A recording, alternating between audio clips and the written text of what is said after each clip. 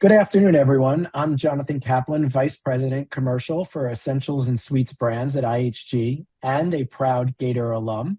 And I'm thrilled to be here with two of my colleagues that I am partnering with to drive performance at IHG. And so I thought the first thing we'll do is pass it over to each of them to share their titles as well as what their responsibilities are at IHG. So Stephanie, why don't you introduce yourself first, and then Sean, if you want to take it from there. Sure. Great. Thanks, Jonathan. Hello, everyone. It is really great to be here with you all today. My name is Stephanie Oakes, and I'm the Vice President of Revenue Management for our franchise hotels in the U.S., partnering very closely with Jonathan and Sean on, how we drive performance at each of our hotels.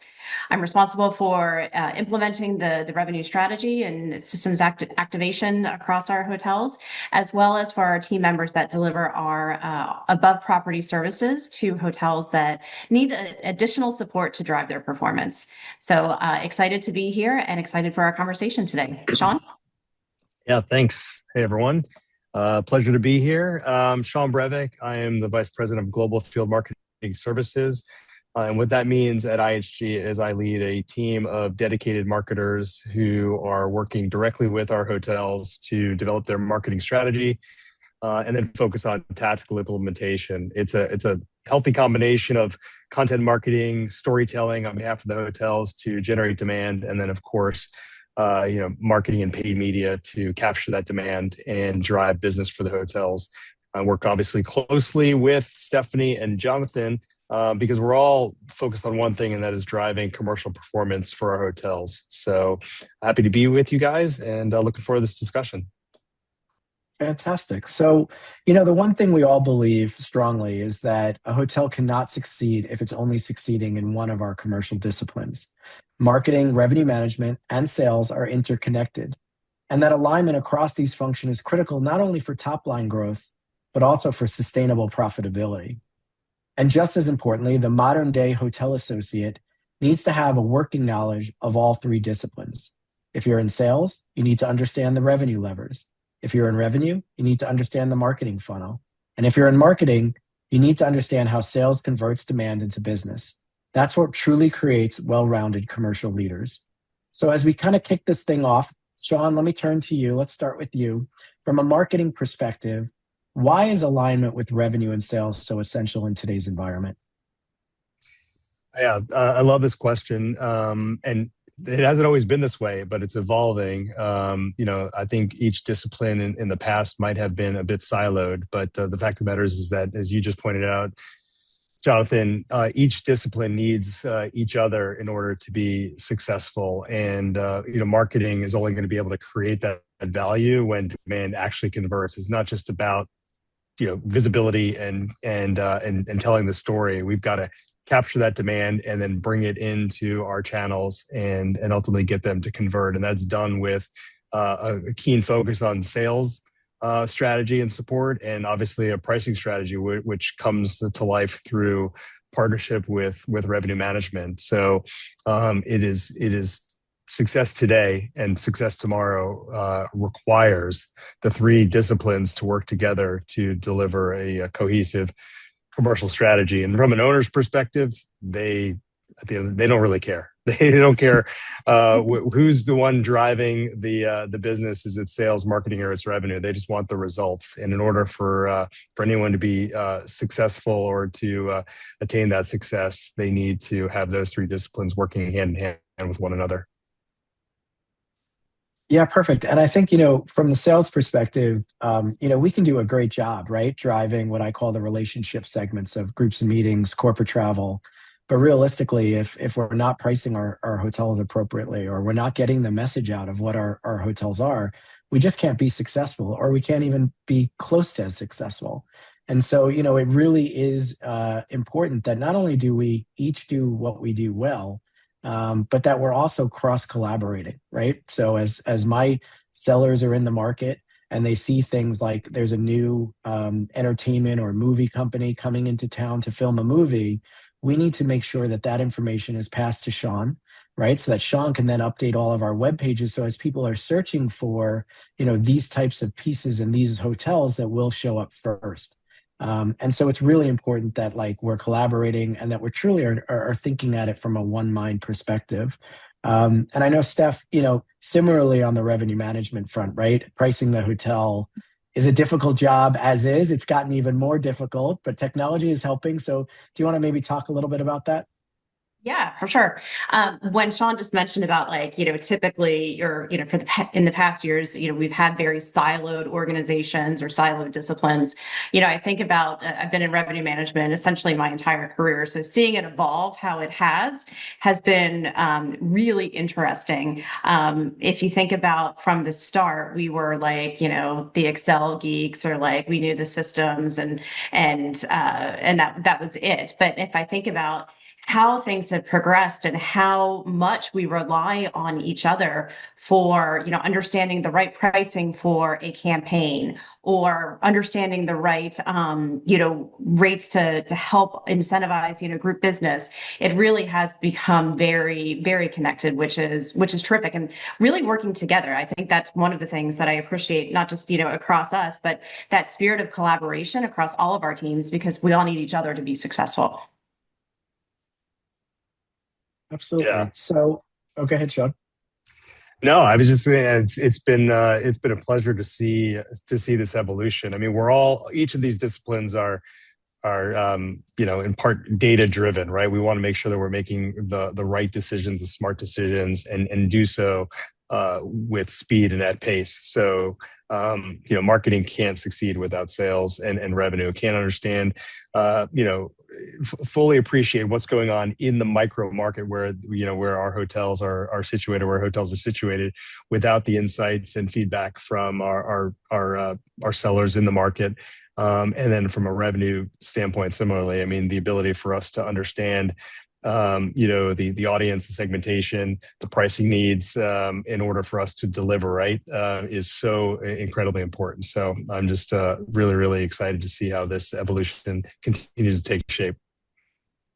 Yeah, so if I were a student listening to this, right, I think I'd be thinking like, isn't this obvious? And then also like it seems very simple. So maybe Steph, maybe you take first crack at, why was it not always being done this way in the past? And what is it as simple as it seems? Um, Great question, because you're right. Today, it just seems like this is what we should be doing, and why wouldn't we have done it in this way for many years?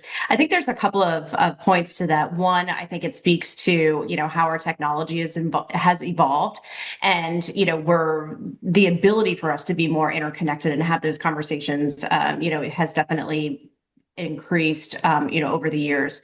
I think too that we used to report to different areas of the hotel. If you go back to like who reported to the general manager, that we'd have different reporting lines, and therefore we only met when it was time to talk about a group rate or and a managed account rate that we needed to submit on an RFP.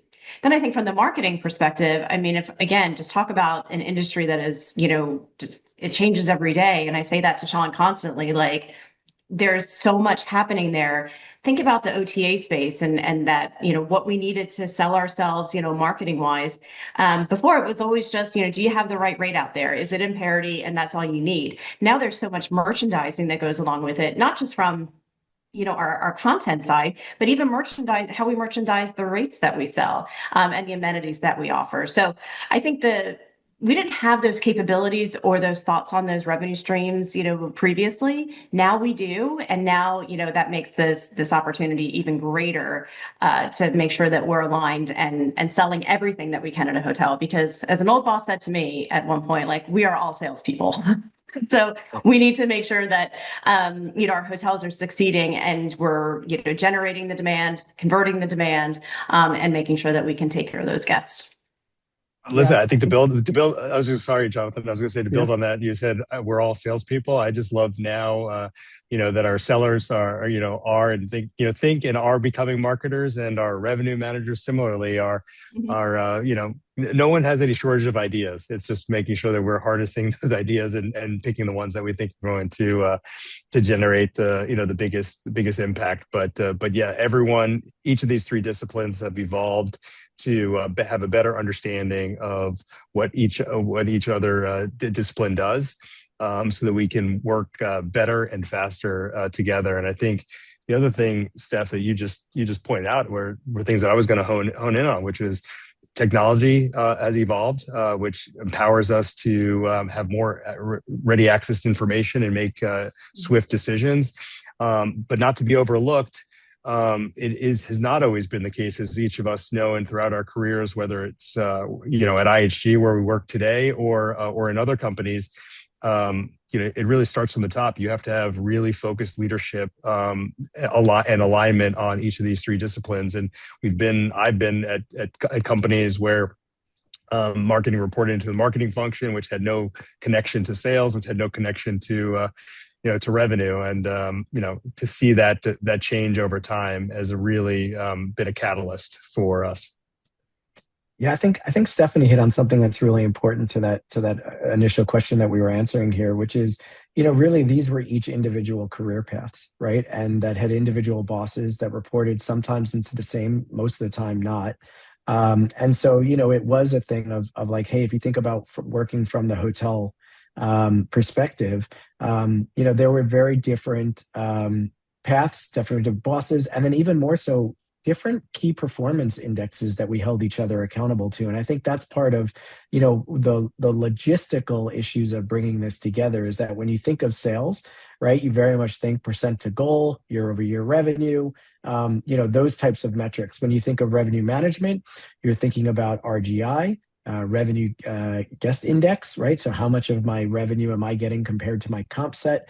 You're thinking about things like RevPAR, revenue per available room, right? So how much money is our owners making and bringing to the bank? And then Sean, from your perspective, you're thinking about a whole bunch of different metrics, from attribution, conversion, eyes, right? Eyes on targets, to see how much influence are you bringing through the marketing end. And so as you think about this one person or one leader that's now taking this on, that becomes a lot of metrics that potentially are going to fall within the same group. But I guess the next kind of pivot, I think, and Sean, we're going to get to your AI and Yeah. technology questions, so Oh, don't all worry. right. Can't We've got wait. a Let's we've got go. a whole section. We don't do a call without talking about AI at this point anymore. That's right. But I think the interesting thing is, do either of you see a career for these students that is only one discipline as they kind of get out? Do you think that is even a career path anymore, to say I'm only going to do revenue, or I'm only going to do sales, or I'm only going to do marketing? I think I think there's a room for specialization, but I think that what is clear today into the future is that you can't be closed-minded. You have to have a deep understanding of the other disciplines in order to frame what you do. You were just recounting across the disciplines the various KPIs from a marketing perspective, whether we're doing master brand marketing and we're focusing on aided and unaided awareness. I mean, yeah, that's the certain KPI related to that particular activity. But the ultra important metric for all of us is market share and RGI. And what I've been really excited and proud about is how, from our marketing team, they're asking questions around what is the impact of what we're doing. Is it moving the needle on market share? And that wasn't always the case, and now it is. We're all sweating those numbers, so to speak. And even though, depending on the marketing tactic, it may not be the primary objective, it's at least in the entering into the conversation, and everyone has to have an awareness of it. But I think there's obviously an evolution to a generalist role, from a commercial strategy perspective, but that discipline can't do it alone. You do need specialization. You need subject matter experts. And obviously from a marketing perspective, which is the world in which I live, there's so many specializations and disciplines, and just keeps things exciting and complex. And I do think it's a bit, it may be, at least today, a bit um, uh, difficult for someone to truly know everything about everything, right? So they're going to need to rely on some specialization too. Absolutely. Yeah, So Steph, yeah, I was going to ask you, and please jump in with that thing, but like, what does the revenue manager of the future look like? Yeah, no, great question. And I was thinking as Sean was speaking, I agree that there does need to be a bit of specialization, especially as we're, bringing forward this new sort of commercial strategy role. Sean's right. Not everybody's going to have all that. That's those we've all honed our craft over the years, right?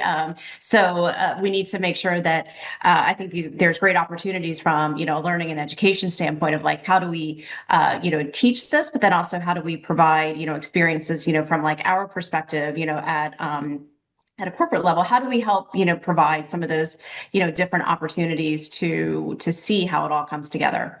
But to answer your question specifically, the revenue manager of the future, as I said earlier, we used to be like, hey, they're the ones that know Excel, and they're the ones that know like the dark depths of the systems and everything. And we have definitely moved past that, right? And we talk a lot about we inherently love data. I think everybody does at this point, but that is definitely core to who a revenue manager is. But really, over the last years, it's been really encouraging the team to say, how do you take that data and tell a story with it? Because at the end of the day, what we're really trying to do, and I think Jonathan, you mentioned it earlier, we're trying to make money for our owners, and make sure that they've got a great return on the asset that they built, and how do we help enable that.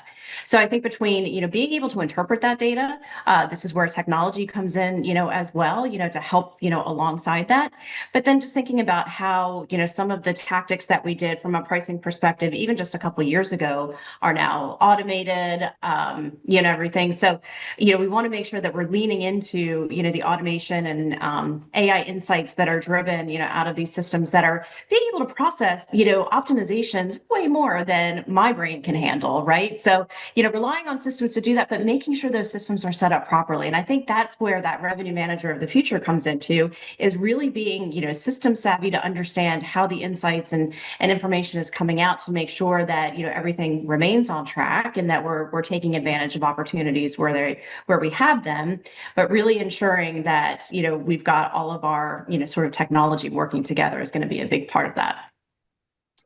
Absolutely. And I'll say from the sales side, a lot of what you heard applies as well. The future sales leaders need to be commercially minded. They need to be able to be comfortable to go and have conversations in the revenue data to understand how are we selling, what are the rates that we're selling, and how do we make sure we're maximizing every penny to deliver. They need to be able to then work in the marketing engine and to be able to understand our marketing ROI. Are we getting enough in our brand.com, in our retail distribution?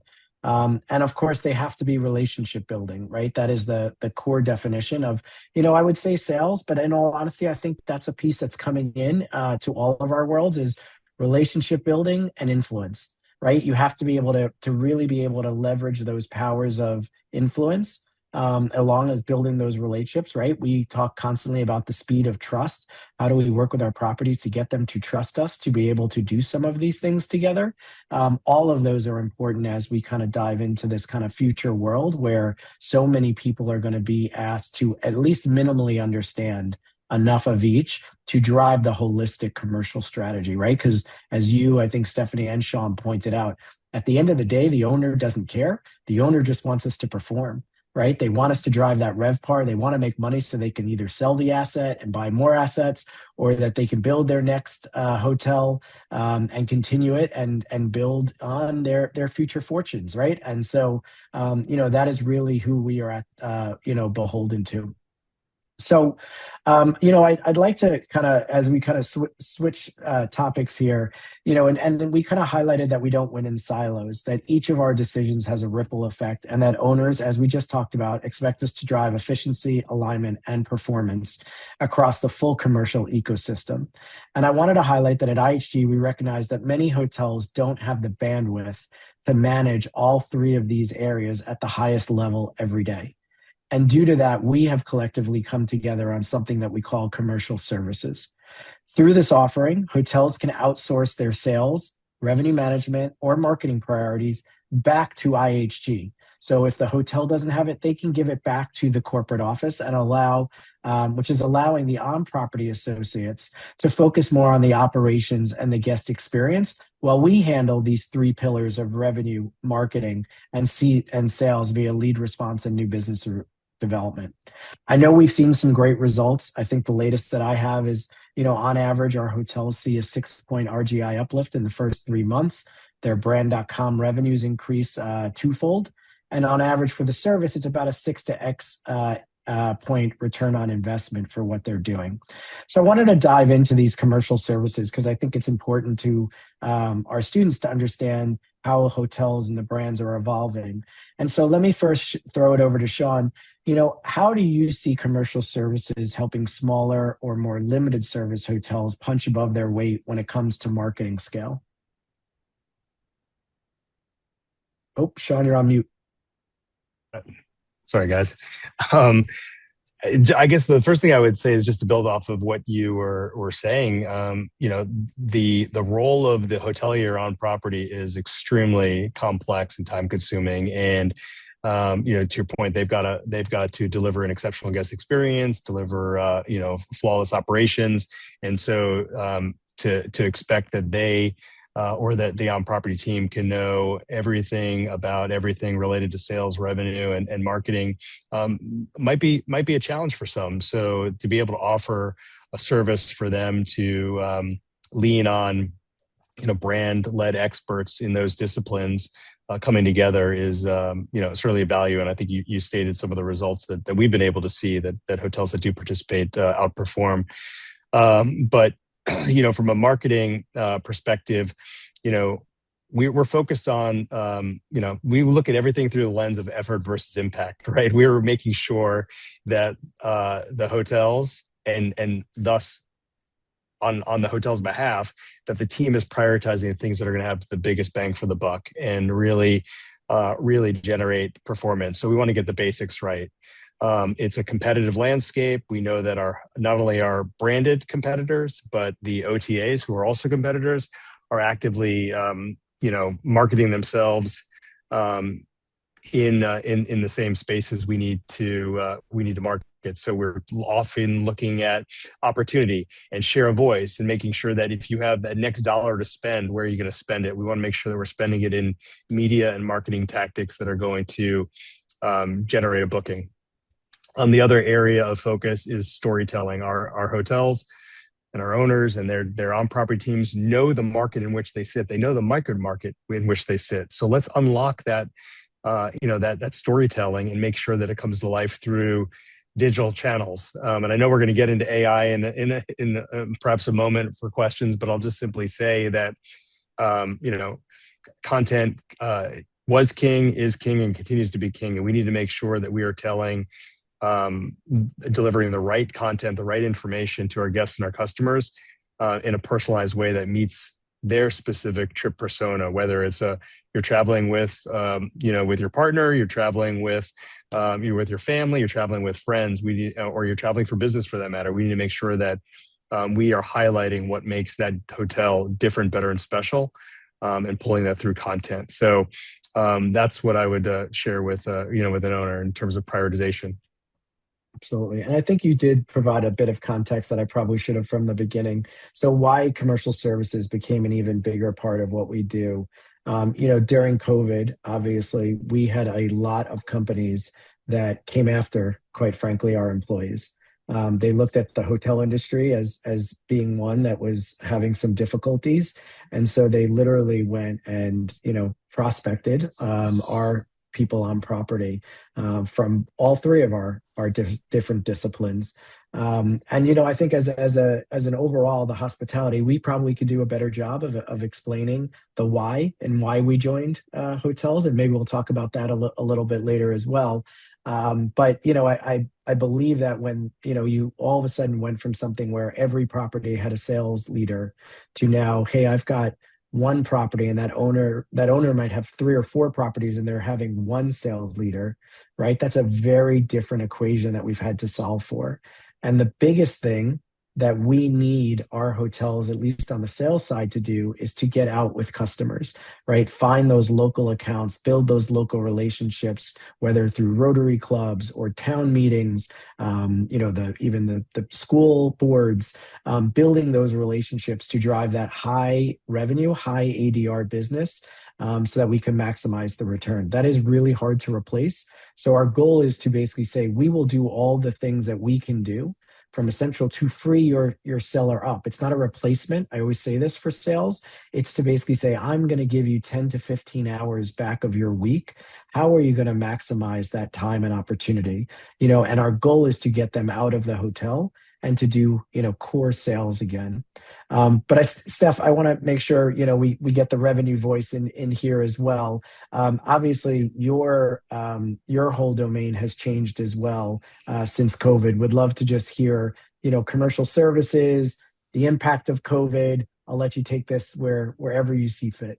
Yeah, no, and it's important to recognize that we've actually been doing revenue services for quite some time at IHG because we recognized that from the start that it was hotels sometimes were making a choice, especially the smaller hotels, to say, do I need a salesperson on site or a revenue manager?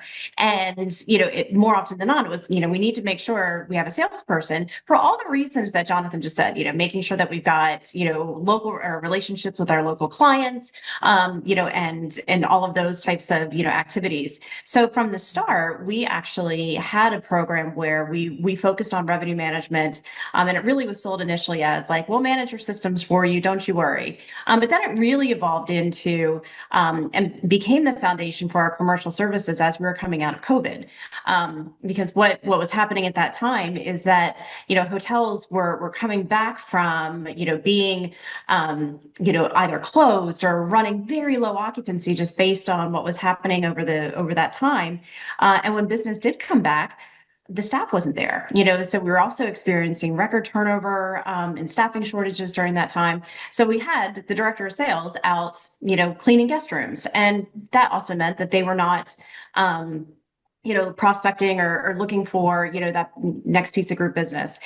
And then on the flip side is that all of our guests and travelers were really, is this hotel open? Is the restaurant open? Do you have a pool? It was like, and Sean corrects me, I think it was pool, parking, and pets were like the That's three exactly key right. things that everybody was looking for Still is. during that time. It still is. Okay. Yeah. So, do you have free parking? Do you have a pool? Because I just need to get the heck out of my house, at this point. So anyway, we wanted to make sure that hotels were not realizing that they needed to update their websites with, their pool hours, or, if they had limited service or limited hours for their restaurants or stuff like that. So we wanted to make sure that hotels had the opportunity to have the most relevant, up-to-date information as travel was coming back, after COVID. So it really became what can we do on their behalf? And that's how we started, this concept of, commercial services and bringing in, all of these areas to say, okay, we can update, we've got, a group of marketing experts, that can handle your content and, make sure that it's relevant for that area based on travel restrictions or what have you. We can look at your leads that are coming in from a sales perspective to make sure that, if there is a particular vertical that was starting to travel, how do we make sure that business is coming in?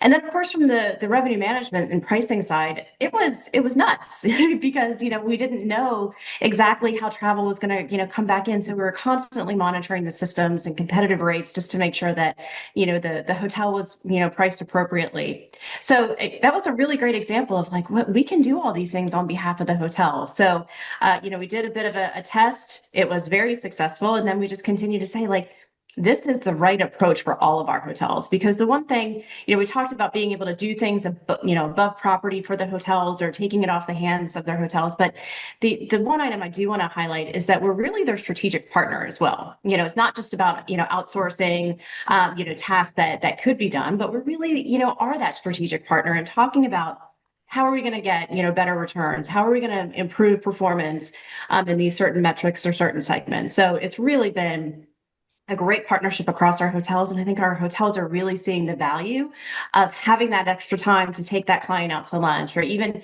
be in the lobby to greet their guests, and have that, connection as they're checking in, or to be able to just, focus on what's the next thing that should come into the guest room to make that experience that much better. So it's really been, quite a positive experience on many fronts for our hotels. Steph, I think at the risk of being master of the obvious, we have part of the secret sauce is we have a shared, a shared success, right? If our hotels and our owners are succeeding, then our company is succeeding, and vice versa. So that obviously plays a big part of this as well. For sure. So I did say we would talk about AI, and I know we are probably don't spend, there's not one meeting that goes by that we're not talking about AI in some degree. I think we've got to start with Sean, just because I feel like every time I talk to Sean, I learn more about AI and marketing. So, Sean, maybe if you could dive in a little bit about how AI is changing the way you work. And then, also like what would you, if you were a student right now, what would you be thinking as it relates to AI? Yeah. Well, that's there's a lot to unpack there for sure. I think a couple of quick thoughts that I'll probably go back and dig a little deeper.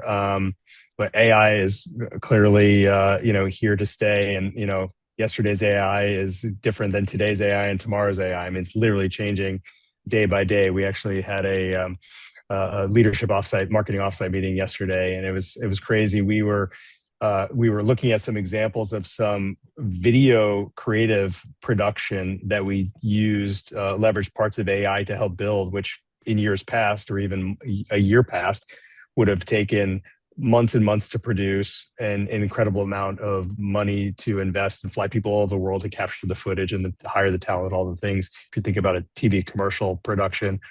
And we used AI to produce this example, and it was done 4 months ago. And the quality of the capabilities today made what we saw in 4 months ago, it's kind of laughable. So it's just constantly changing. And I think, I've been asked this question before with, students that I've interviewed or preparing for internships or what have you, and what they can do to make sure they're AI ready. And I think it's, again, these things are not going to be groundbreaking, but I would just say, just stay up to date, use it, try it, break it, learn from it, read as much and consume as much information if hospitality marketing is what interests you, so that you can really have your own personal knowledge, and then also can state and recall some good and perhaps not so good examples.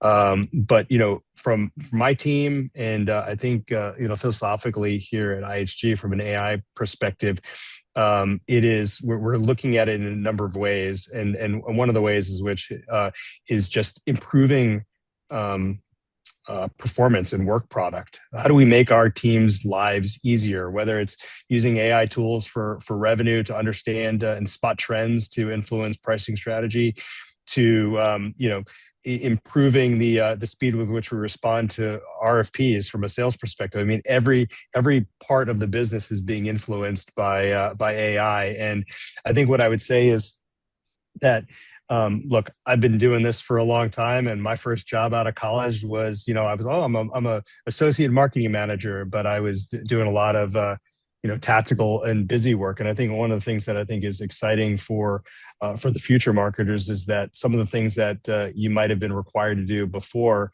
that might have been very task heavy oriented, there are tools and resources available to speed that up. So I do think it allows for folks and young marketers to be more creative, to challenge their creativity, to think more strategically. You have an immense amount of information coming at you very, very quickly.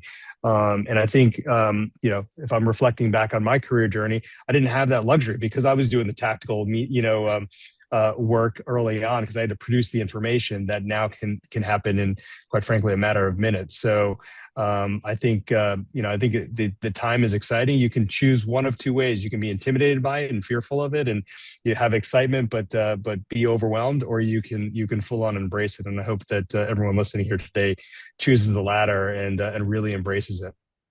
Absolutely. I love that. And Steph, I know IHG has done some pretty incredible work with AI already in our hotels. Would love for you to give the students a little bit of insights into kind of where we've gone in the revenue management side.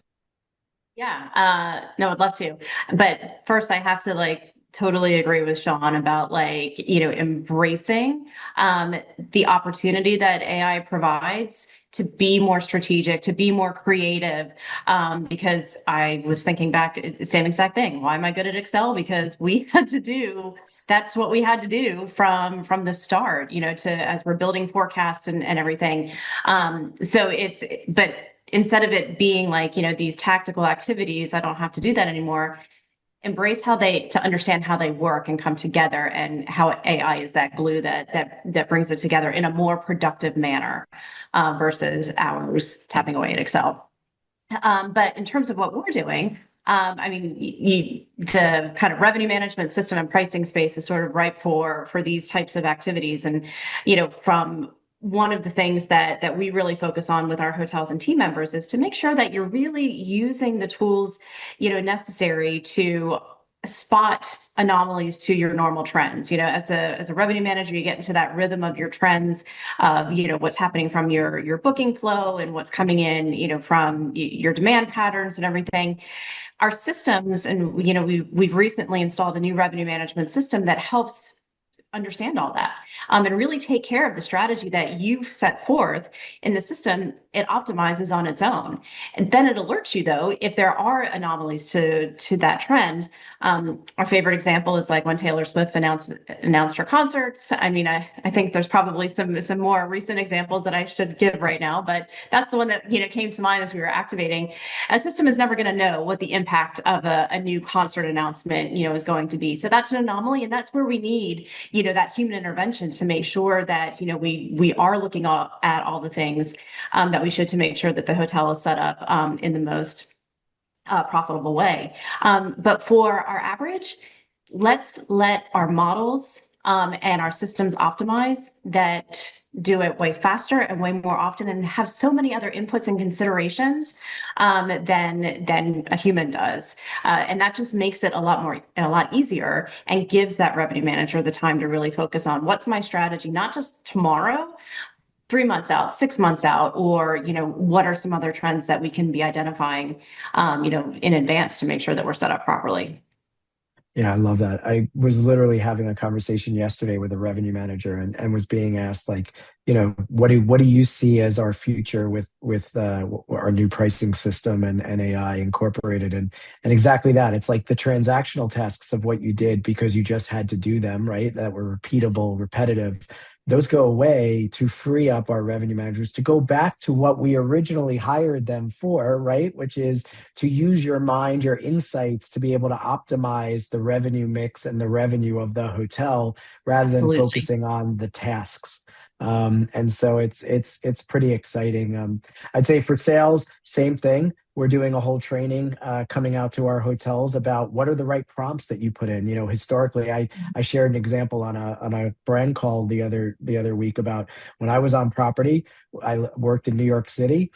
We literally, once a year, the book of buildings would come out, and it would tell you every company that was in every building in New York City. And it was like our Bible. We grabbed it, and I would literally go one by one through each building and be able to, but it came out once per year. Think about how much change is happening in New York City over a year.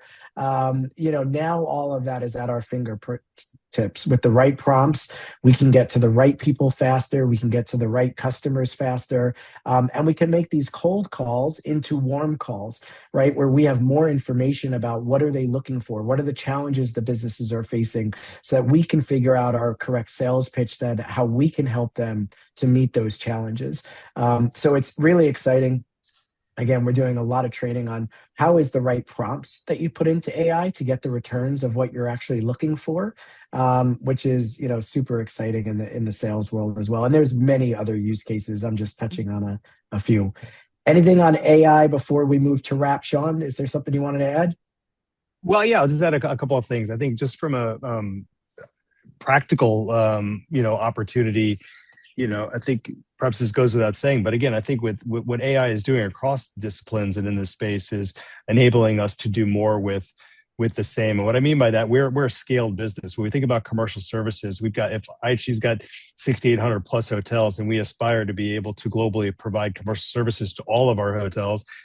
Without AI, we used to, there'd be a fixed ratio, and you would have X number of hotels per person, and now we're able to do Y number of hotels per person. And that's only going to increase our ability because we have the tools and the resources that are constantly evolving that enables our team to provide more support.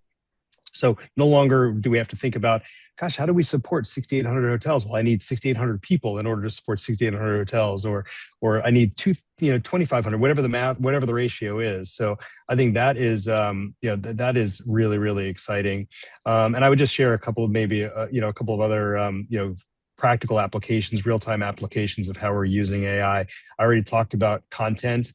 We're looking at our own first-party data, what our loyalty members are doing and what their behaviors are, and we're looking at third-party information. We're looking at guest reviews, and we're building prompts to help write content that are in direct relation to what our guests and our customers are looking for, not just us sitting around thinking about what do we think they want to hear from. So you're able to take real-time information and be able to say, this opportunity at this particular location where this hotel is, we currently have a gap on our website, or we have a gap on how we tell our hotel story on the app, and use those to help write content very quickly in the brand tone of voice, because we train the agent to write in a brand tone of voice in real time, so that we can actually deliver the content and the storytelling that the guest is seeking in that particular opportunity. The other thing that I would say is AI from a marketing perspective is also fueling localization. Right. So if you think about operating a global business, if we were doing a photo shoot, a branded photo shoot, and it was staged, and we had, we're promoting a social hour as a brand activation in the lobby, and it features an alcoholic drink. In some cultures, that's not permitted. Right. So we now have the ability to, using AI tools, to take that same image, but swap out the image so that it's more localized and more culturally relevant. So those are just really two simple, practical examples that we might not have been able to do just a short time ago. I love that. So I thought we'd end on a little bit of fun here, on two fun questions. So the two questions for each of you, and I'll take it first to give you guys time to think about your answers. Is number one, what would you tell yourself if you could go back to when you were just graduating college? What would be the advice that you'd give yourself?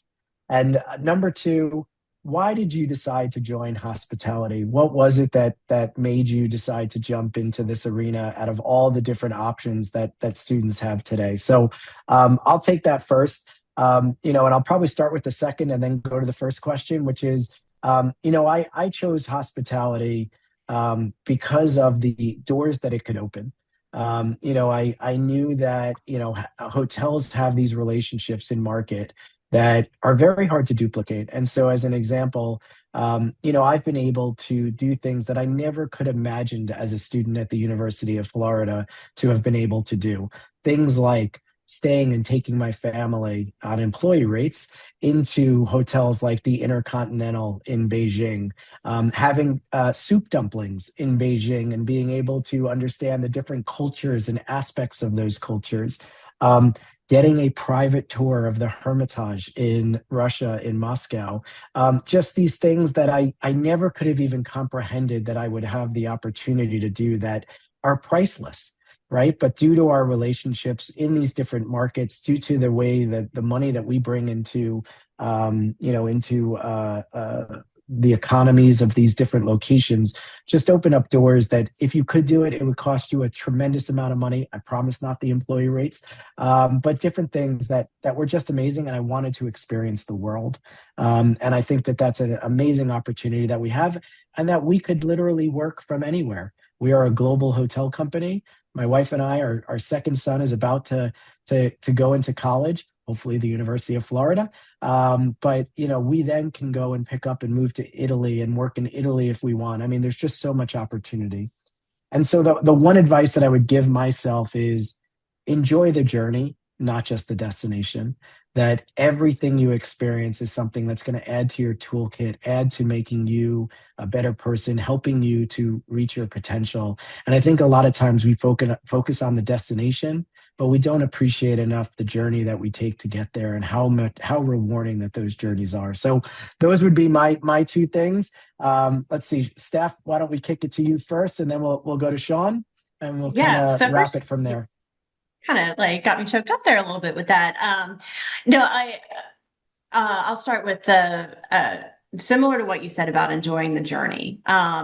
And appreciating the twists and turns that it may take you. And I wholeheartedly agree about that. It's not just about the destination, because you may have a destination in mind, yet it completely changes, for one reason or another. Believe it or not, I actually started as a sales manager, and I really thought that that was going to be the path that that I go on. And I was really bad at it actually. So it's kind of ironic that we're talking about like how to be more commercial and everything. But I one of the things that happened was my general manager at the time, where I worked at a small hotel, said, "You're not good at this. Bob wants to switch. You guys should, switch roles and be a revenue manager." And at the time, it was like that was, relatively new. It was more of a like, is it an elevated reservations manager? What is this role? But this general manager changed my life because, I really love it, obviously, having done it for so many years. So I think it's also, embracing a mentor and embracing, the advice that people, give to you. But then also that same general manager made me work night audit when our night auditor left. So I split it with the accounting manager, and it was awful. But I learned so much about how a hotel operates. Now, of course, this was before like automatic night audit processing and everything, but I really had a deeper appreciation for how the food and beverage, function runs at a hotel, and how we close out the banquets and catering events, after the end of a wedding and everything. So it just really opened my eyes to, even though I went to school for hospitality, just really opened my eyes about how a hotel actually operates and what it takes and the people that it takes. So, take advantage of opportunities, even if they don't seem like really cool ones to do. And then, yeah, so how I got into this, why I chose hospitality, I think, I actually think a lot about my dad in this. He was a dentist, and but he served his community. Like he really, embraced that kind of servant leadership mindset. And I think, when I think about my own leadership style and everything, I draw, very similar ones. But I think it was just that opportunity to be with people, to have that spirit of service, and think of ways that we can provide that. So that's how I ultimately, chose that hospitality was the right path for me. I absolutely love that, Stephanie. And it's funny. I heard someone speak at a conference one time, and it was someone who had spent the last 20 years studying the most successful people across each industry. And what he found was that it was partially due to luck, but not luck because something fell in their lap, or that it was luck that they had met someone. And it was what he called who luck, right? And that it was like meeting that right person, that who that then springboarded them into 100%. many different successful. So I will tell you, every Valentine's Day I send my flowers to my wife, to my hulak, because to me she is my hulak. But I love the mentorship piece that you brought out. So Sean, over to you, Yeah. my friend. Both questions to you. Yeah. I guess the advice that I would give, and I'd like to think that I've lived it, but certainly want to share. I'd say lean into change. Right. Obviously, it's cliche to say change is inevitable, We've just spent a short bit of time talking about this, the impact that AI is having on our business. And that's a perfect, point in time where we're seeing significant change. Dating myself, when I graduated from college with my marketing degree, I was in traditional advertising, and this thing called the internet was coming, right? So I just happened to find myself in that particular situation, and I could have said, no, I don't want to do this. I want to stick doing what I'm doing, or I could lean in and embrace the unknown. And I did that. My first part of my career was on working for digital agencies in New York City, and then I'll talk a little about my career journey in a moment. But that, I think, is an example of how I've lived into and lean and change. And right now is an exciting time. Like, every day is different, right? We've got similar challenges. The challenges we have today are the same challenges in hospitality we may have faced before. It's just taking a bit of a different skin to it. But I just love how each and every day is different. I think another piece of advice that I would give, which also leads to my career journey into hospitality, is you cannot underestimate the value of building and strengthening and fostering strong relationships. I mean, like, the two of you are play a critical role in my my career success here at IHG, and I just think, like, it's such a small industry, and to really take the work is there. I would just take the moment to get to know people and connect on a personal level and understand their likes and their interests. And I promise you that you're going to get more out of and be more fulfilled in work if you invest the time in building those relationships, and they will come in handy one day. And so that leads me to my career journey. After I was finishing my MBA, and I wanted to make a career path change from the agency side to go to client side, as they say. And at the time, I didn't even know that hospitality and hospitality marketing was even a career path. But I got here because of the relationships. I leaned on someone who I was working with closely at a pharmaceutical company doing digital marketing. And this person left, went to Starwood Hotels and Resorts. And when I was thinking about what my next career move was going to be post-graduation, I reached out to her and I asked her, that job that you have sounds really cool. I'm relocating to Atlanta, Georgia. Does it exist in Atlanta? And the stars aligned, and the short answer was yes, it did. She opened some doors for me, and that's how I got into hospitality. But what I would say, for those that are listening that are marketers and digital marketers, which every marketer today is a digital marketer in some form or fashion, is that it's a highly transferable skill. And so I had to learn very quickly the ins and outs of the hospitality business, but the fundamental principles of marketing apply, whether you're doing it for automotive, financial services, hospitality. Just you're dealing with different audiences and different segments, and perhaps some different paths along the career journey. But marketing is a very transferable skill. So I love it. I've been doing it for a long, long time, and hope to be doing it for a long, long time into the future. And hope you guys are interested in it as well. So that's a great way for us to end. So let me close this out by summarizing. So the key takeaway for today is that performance is shared, right? No hotel can afford to think of just sales or just revenue or marketing in isolation.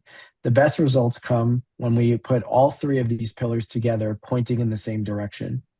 And when associates are trained to think commercially and not just functionally. And with solutions like commercial services, we're making it easier for hotels to stay focused on what they do best, delivering great guest experiences while driving the commercial engine behind the scenes. So with that, I would like to very much thank you, Sean and Stephanie, for your time today, and thank all of you for joining us in this very important conversation.